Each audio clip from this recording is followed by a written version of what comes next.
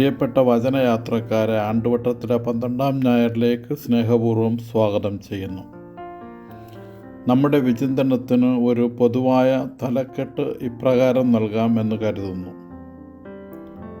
ദൈവം ദരിദ്രനെ ദുഷ്ടന്റെ കയ്യിൽ നിന്ന് മോചിപ്പിക്കുന്നു, രക്ഷിക്കുന്നു. ഇതേക്കുറിച്ചാണ് നമ്മൾ ഇന്ന് ചിന്തിക്കുന്നത്.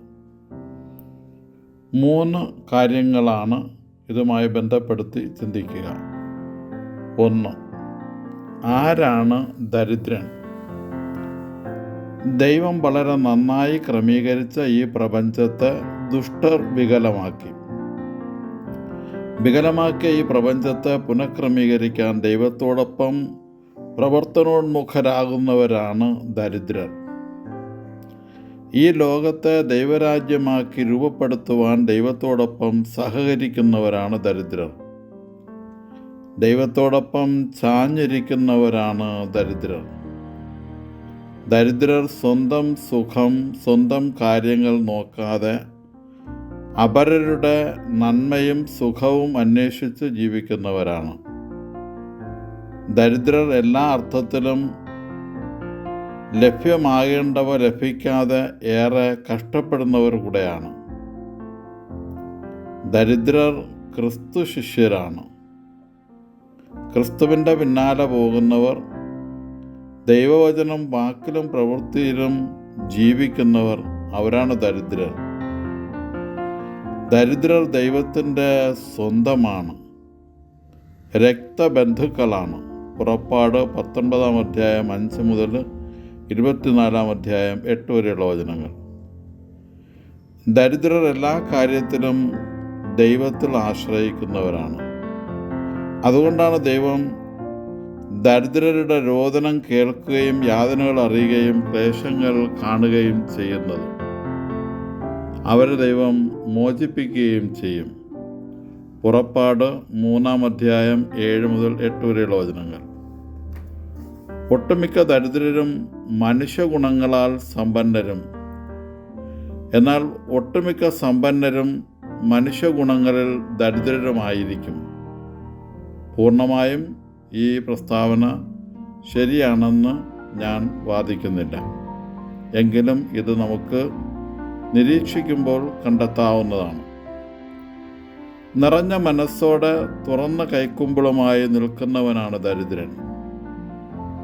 ദരിദ്രൻ ദൈവിക മൂല്യങ്ങളുടെ കാവൽക്കാരനും ദൈവികനായി ജീവിക്കുന്നവനുമാണ്. 2. ദൈവം ദരിദ്രനെ മോചിപ്പിക്കുന്നു, രക്ഷിക്കുന്നു. ദൈവം കഴുകൻ്റെ ചിറകിൽ എന്ന പോലെ ദരിദ്രനെ സംരക്ഷിക്കുന്നു, രക്ഷിക്കുന്നു. ദരിദ്രരെ കൺമുമ്പിലെ ആപ്പിൾ പോലെയും കണ്ണിലെ കൃഷ്ണമണി പോലെയും അവിടുന്ന് കാത്തു സൂക്ഷിക്കുന്നു. പുറപ്പാട് പുസ്തകം 19:4, ആവർത്തന പുസ്തകം 32:10, സങ്കീർത്തനം 17:8. ദൈവിക കാര്യങ്ങളിലായിരിക്കുന്ന എല്ലാവരുടെയും ജീവനെ ദൈവം സംരക്ഷിക്കും.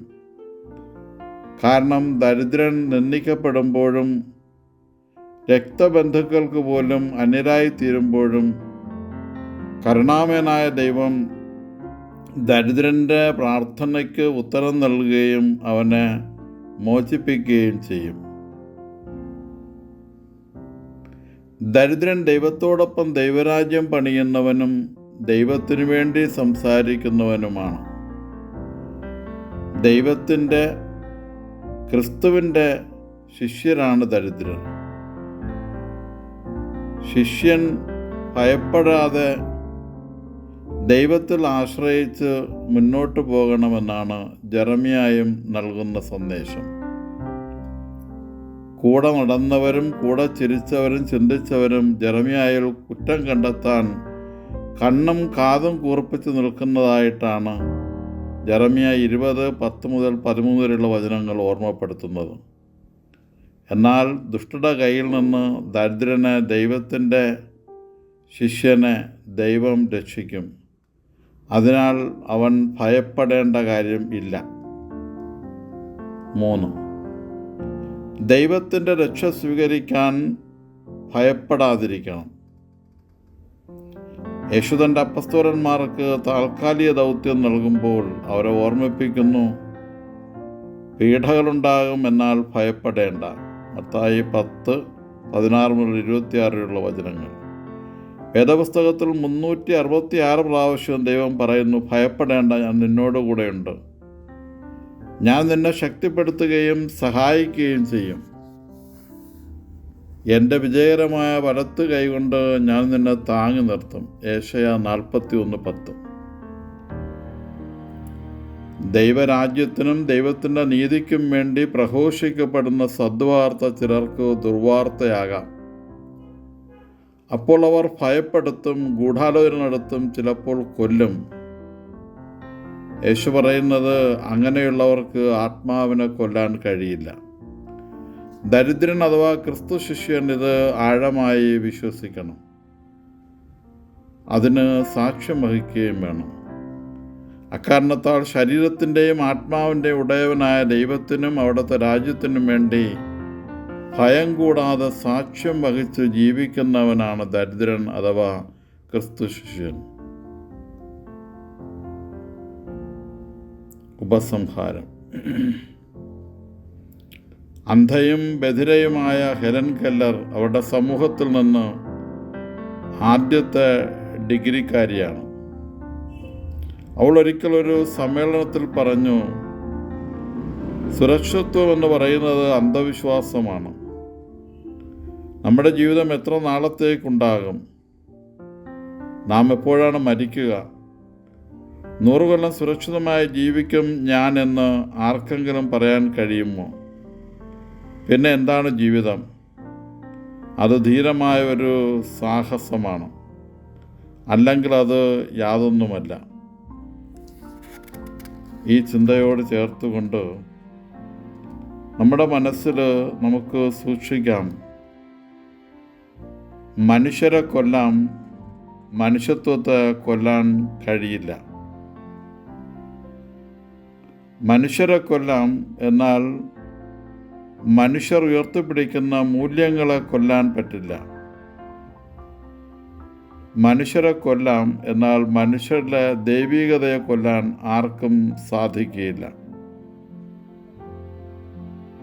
മനുഷ്യരെ മരങ്ങളെപ്പോലെ മുറിക്കാതിരിക്കാം. മനുഷ്യനിലാണ് ദൈവം മഹത്വപ്പെടുന്നത് എന്ന് ഓർക്കുകയും ചെയ്യാം. നിസ്സംഗതയുടെ ഒരു ലോകത്ത് നിന്ന് സ്നേഹത്തിൻ്റെ, ക്രിസ്തു സ്നേഹത്തിൻ്റെ ലോകത്തിലേക്ക് ഭയം കൂടാതെ നടക്കുവാൻ ആത്മാവിൻ്റെ അഭിഷേകം നമുക്കെല്ലാവർക്കും ഉണ്ടാകുവാൻ പ്രാർത്ഥിക്കാം. ദൈവം നമ്മെ അനുഗ്രഹിക്കട്ടെ. സ്നേഹപൂർവ്വം ഫാദർ നിക്കോളാസ് ടി.